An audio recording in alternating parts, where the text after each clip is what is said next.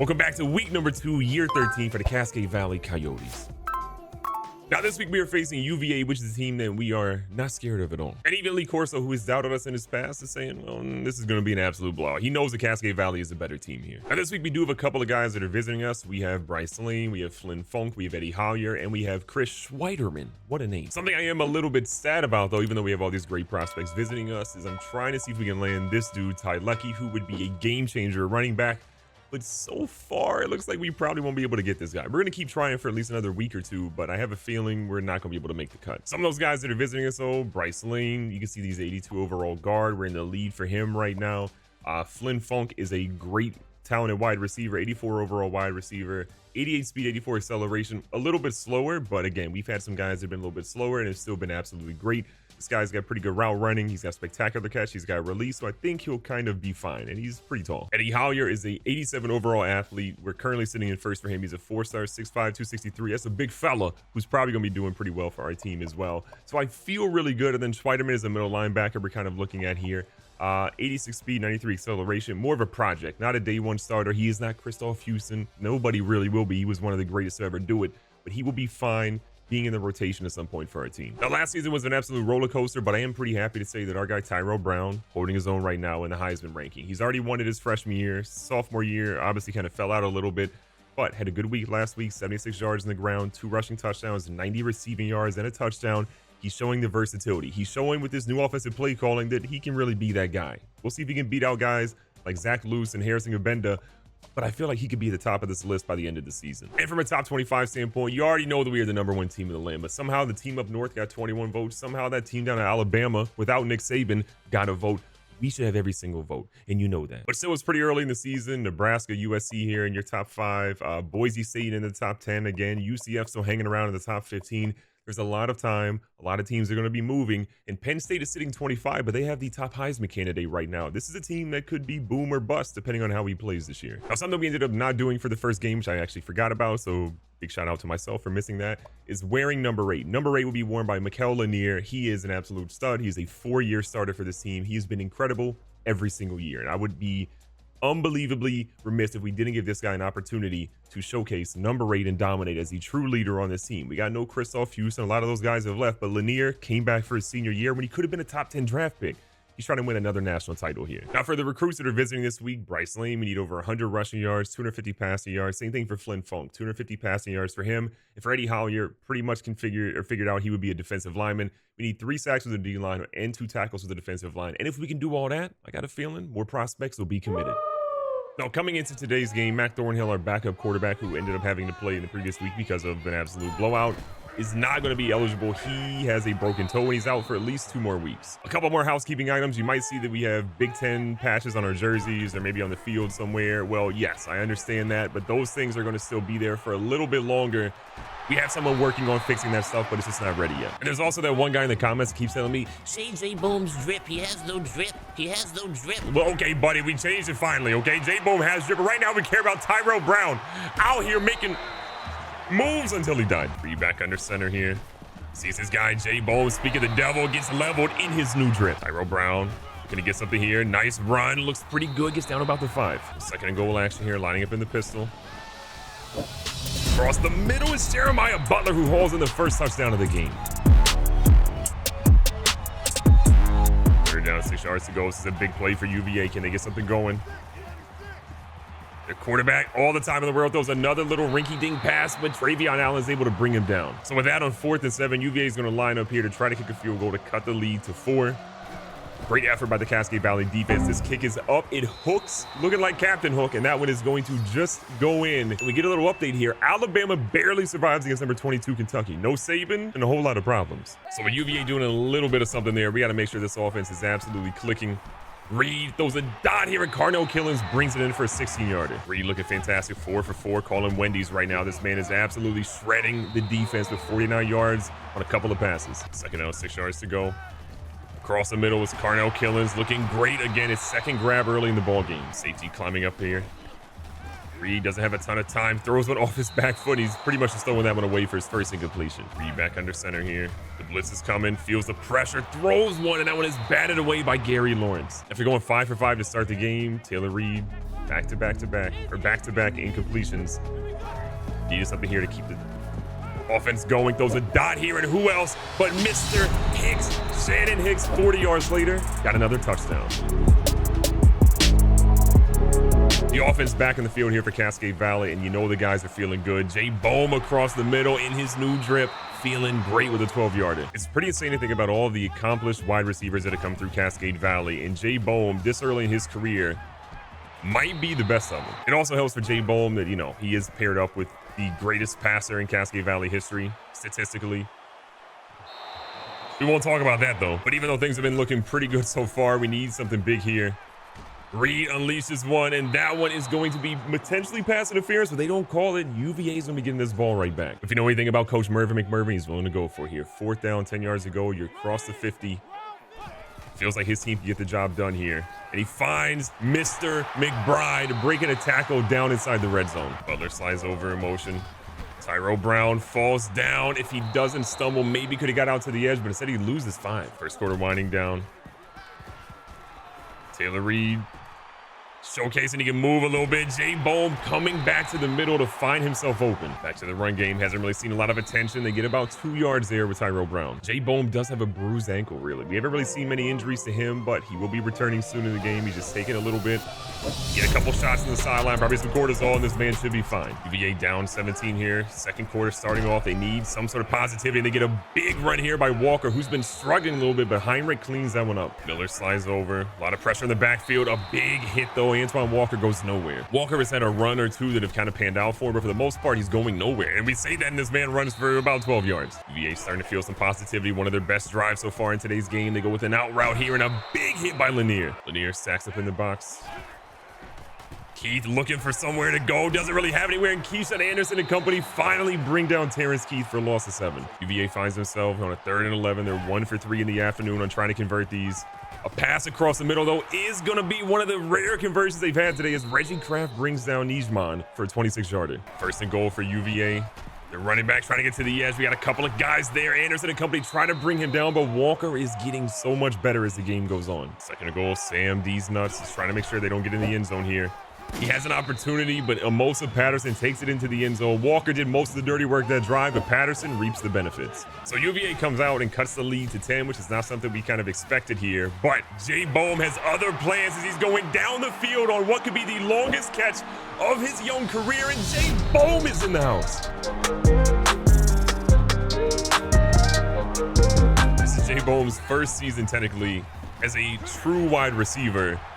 And I got a feeling the numbers are going to be historic. JB3, oh, I like that nickname. I might bite that. 2nd and 14, Dono Gamble trying to get in there. He can't. They get a ball out here. It looks like Walker. Walker's keeping it moving, and Lanier brings him down. Trying our best to get a little bit of pressure here. UVA makes a quick adjustment. We got the guys in there, but they throw one to Scott Lang, and Ant-Man is going to get down to the 40-yard line. UVA right back here, and Dono Gamblin sniffed out the read option and brings down Terrence Keith. 2nd and 14. Gambling again, almost gets him in the backfield, but it's Keyshawn Anderson bringing him down for a loss again. Defense has got to do their job here. Anderson and company trying to make sure they don't get anything major here. The pressure is on the quarterback. He tries to throw one. He gets hit. He comes back and throws one. Lang is going to get that in ODR. Brings him down, but what an effort by Terrence Keith, the UVA QB. Terrence Keith has been fighting for his life in that backfield, but he's only thrown one incomplete pass the entire game, and it's not going to be one here as Lanier is going to bring down the guy after they're in the red zone. Keith again looking to get this one off to his running back. Walker has been killing us in this second quarter with his rushing game. It honestly feels like ever since we made the joke about him not being able to run the football that he has just been taking over, and this one is going to go to Patterson into the end zone, his 2nd rushing touchdown of the game. Offense is looking great. Defense, a little suspect right now. The offense comes back in the field knowing they have to kind of bail out what our defense has been struggling with, and Taylor Reed smartly gets rid of that one. Reed again making an adjustment here. Sees the guy underneath is going to be Jeremiah Butler, cooking up, makes it a 3rd and short. The fact that we have 27 points and a lead, and we've only had 2 third downs presented to us today, one of those obviously being a conversion, is kind of crazy. Look at Tyrell Brown still keeping it moving. Keeping it moving here. 1st down again. Reed sees a guy, throws it to Jeremiah Butler. Was supposed to go down the field to Brown, but he just didn't have the arm strength to get it there. Everybody gets reset, a minute on the clock right now. Reed has to finally throw one away as there's nobody really available for him. A whole lot of wide receivers coming in the game because most of our guys are pretty gassed at this point, and an absolute dot to Haycraft. Jamin Haycraft, a name we didn't expect to see get called this early in the ball game. First and goal, the squad cooking. McBride, wide open spaces.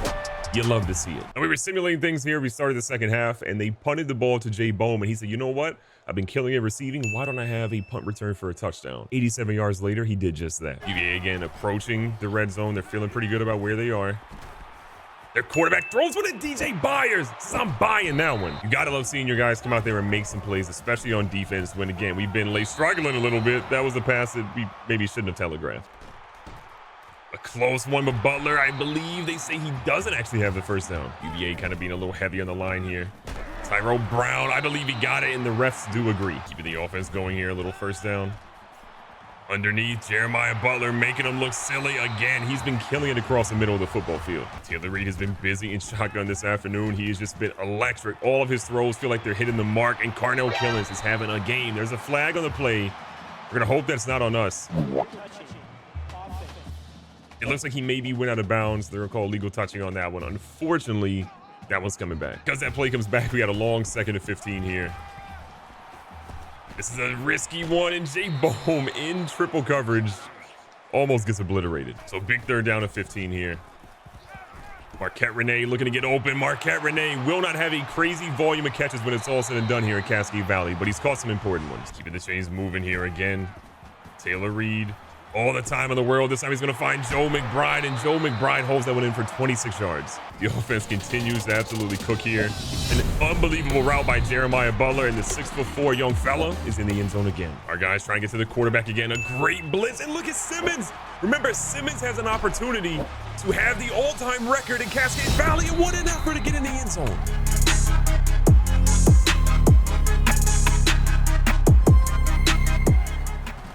Try to go to the edge. Lanier, what a heads-up play. He's got the forced fumble. He picks it up, and he goes out of bounds. Would have loved to see the touchdown return, but what a play by Lanier. Back on offense here. The starter's still in the game for a little bit more, and it's Tyrell Brown looking like the freshman version of himself here. He's picking up the running, and he's been doing it well. Obviously, we've been passing the football a whole lot more than running the football today, but when Tyrell Brown has touched the rock, for the most part, he's looked fantastic. Reed again, stays strong here.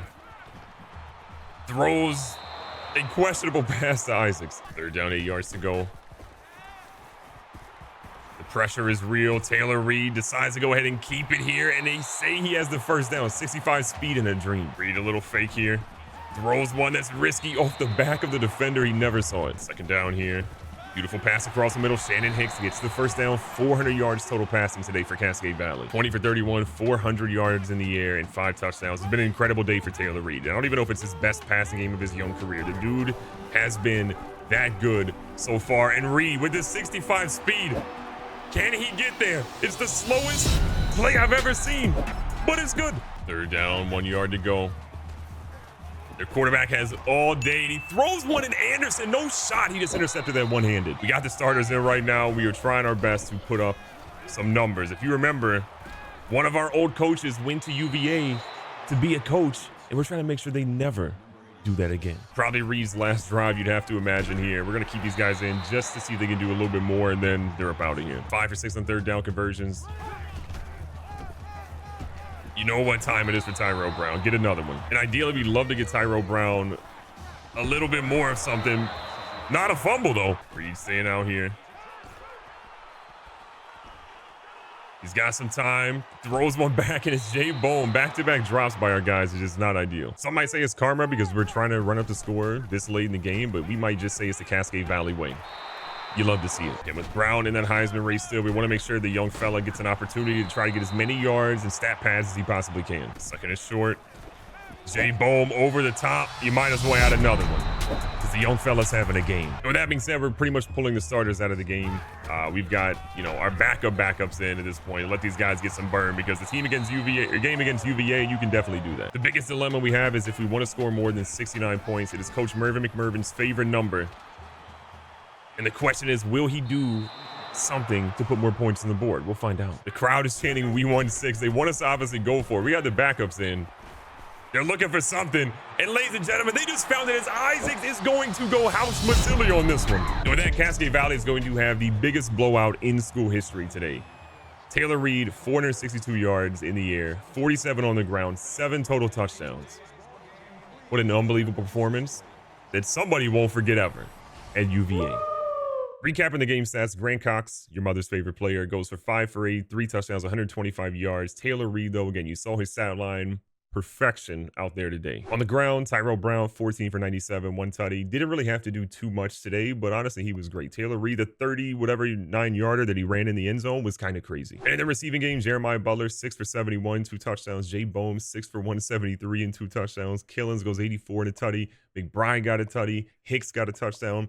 Jeremy Haney, the backup tight end, got a touchdown. Michael Isaacs is a touchdown. We were just throwing touchdowns out left and right. Look how many guys caught a ball today. It's kind of insane. And then defensively, Keyshawn Anderson was that guy. The one-handed interception, 2 tackles for a loss, a sack, 7 total tackles today. He was absolutely balling out, as was Chancellor Allen and Travion Wilson.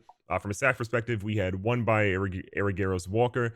Keyshawn Anderson obviously gets in there. Brandon Lopez and Jesse Rivers. And then from an interception perspective, we had 3, DJ Byers, Desmond Simmons, and Keyshawn Anderson. I am beyond happy with how this team played today. Yes, we gave up more points than I probably wanted to, but we scored 90. And at the end of the day, if you score 90 on a team, they have to shut down their program. It's legally required. Be safe, be smart, tell somebody you love them. Catch you guys on the next one.